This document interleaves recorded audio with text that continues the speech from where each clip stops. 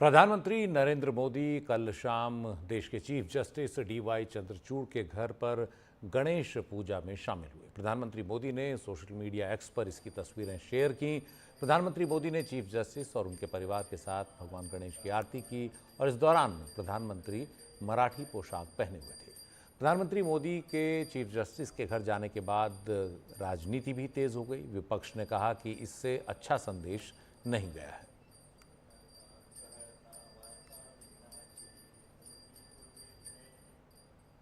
उधर केंद्रीय मंत्री भूपेंद्र यादव ने ट्वीट कर कहा, वे लोग जो इफ्तार में प्रधानमंत्रियों की उपस्थिति की सराहना और उन्हें प्रोत्साहित करते थे, जब वे प्रधानमंत्री मोदी को chief justice of India DY Chandrachud के आवास पर गणपति पूजन करते देखते हैं तो उनके पेट में मरोड़ होने लगती है।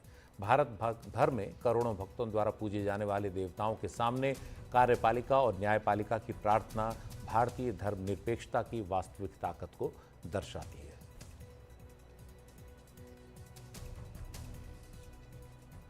और इस पूरे मामले पर ज़्यादा चर्चा के लिए हमारे साथ हमारे सहयोगी आशीष भार्गव हैं। आशीष, प्रधानमंत्री चीफ जस्टिस के घर पूजा पर क्या गए कि पूरा जो है सियासी माहौल गर्म हो गया?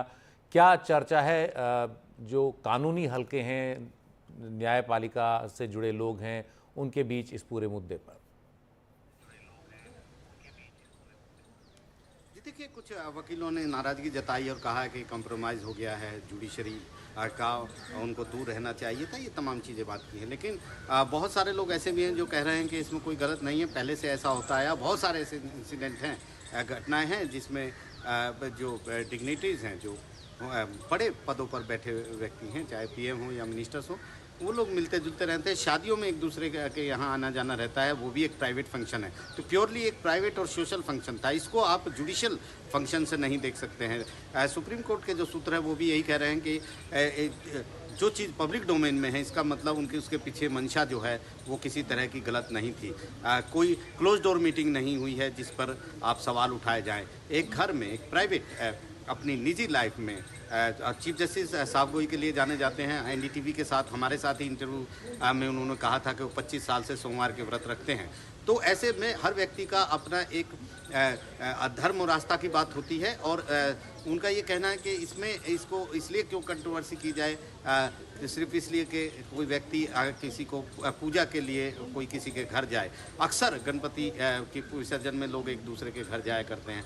इसके अलावा ये भी कहा गया कि इससे जुडिशियल जो कंप्रोमाइज़ है वो कैसे साबित होता है। पर्सनल लाइफ, निजी जो लाइफ होती है वो एक अलग होती है, आस्था एक अलग चीज़ होती है, लेकिन उसको जुडिशियल लाइफ के साथ, जुडिशियल कंप्रोमाइज़ के साथ जोड़कर नहीं देखा जा सकता है। क्योंकि एक जज को, एक कहावत है कि एक जज को उसके जजमेंट से परखना चाहिए, उसके फैसलों से परखना चाहिए, ना कि उसकी पब्लिक कंडक्ट से। तो ये ज़रूर एक कंट्रोवर्सी हुई है, लेकिन बहुत सारे लोग इस पक्ष में भी हैं कि ऐसा नहीं है कि देश में ये पहली बार ऐसा हुआ है।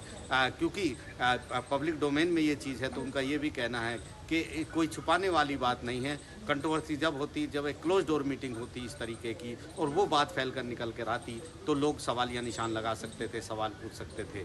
लेकिन यहाँ पर दो संवैधानिक बड़े पदाधिकारी जो अपने एक देश की न्यायपालिका के मुखिया हैं, एक देश के प्रधानमंत्री हैं, वो अगर इस तरीके से किसी निजी आस्था और पूजा में मिलते हैं, किसी के घर जाते हैं, तो इसमें किसी